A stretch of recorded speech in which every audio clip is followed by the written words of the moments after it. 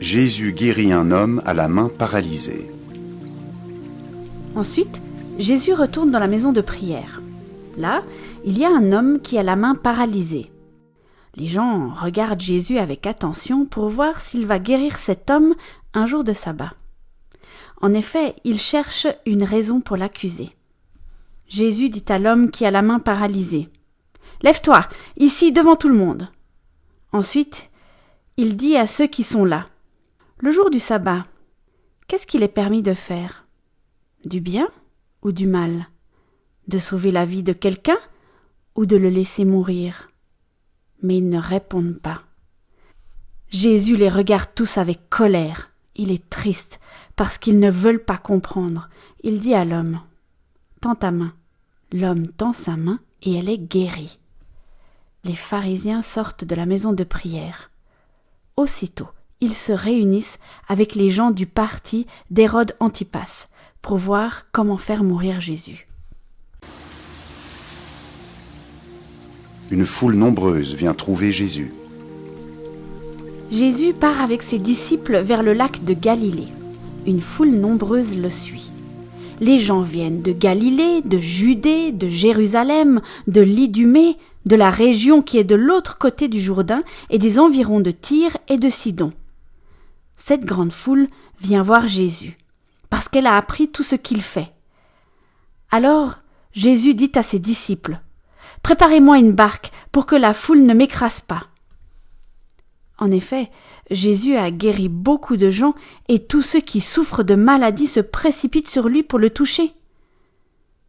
Quand les esprits mauvais voient Jésus, ils se jettent à ses pieds en criant : « Tu es le Fils de Dieu !» Mais Jésus leur commande sévèrement : « Ne dites pas qui je suis. » Jésus choisit les 12 apôtres. Ensuite, Jésus va dans la montagne.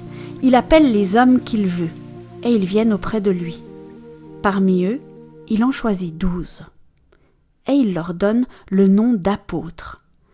Il les choisit pour les avoir avec lui et pour les envoyer annoncer le royaume de Dieu. Il leur donne aussi le pouvoir de chasser les esprits mauvais. Voici les 12 apôtres.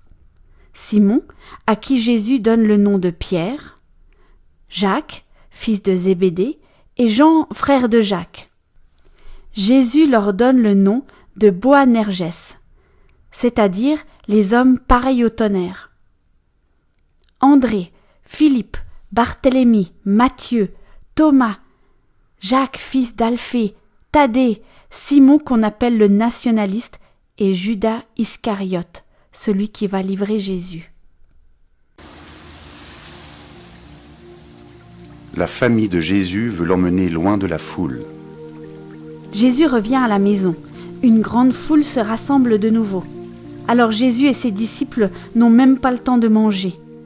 Les gens de la famille de Jésus apprennent cela et ils se mettent en route pour venir le prendre.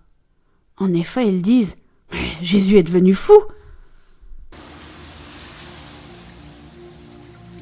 Jésus répond à ceux qui l'accusent.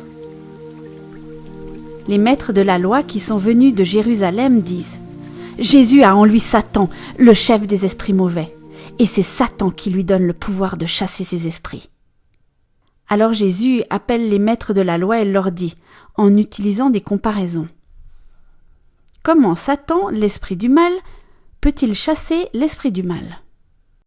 Quand les habitants d'un royaume font la guerre entre eux, ce royaume ne peut pas continuer à exister. Et quand les gens d'une famille se battent entre eux, cette famille ne pourra pas continuer à exister.